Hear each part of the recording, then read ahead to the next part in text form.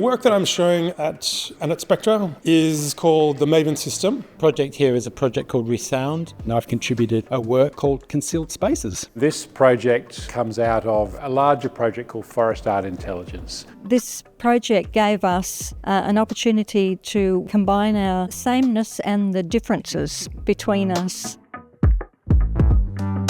Reciprocity. I feel like it's a word that's open-ended and that we need to learn more about unknowing our expectations of what giving and taking means. Reciprocity and collaboration to me are almost that idea of sharing. The whole installation itself has that as a theme of call and response. It's the notion of an exchange. For me in particular, as I work a lot in art and science collaborations, respecting the differences but working together towards something which is neither science or neither art, it's a hybrid form.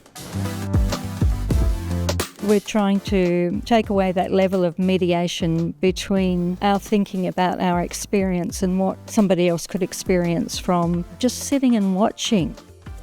For a project like ours, we're lucky enough to hopefully be doing it for decades. These can only be artefacts, these can only be moments in time. Aesthetic experiences will lead them to reshift and shape priorities. There are a lot of kind of synergies and relationships that are occurring geopolitically, spatially, socially, environmentally, and what people are prepared to do to preserve themselves in the most dire circumstances. And that was something that interests me with this project.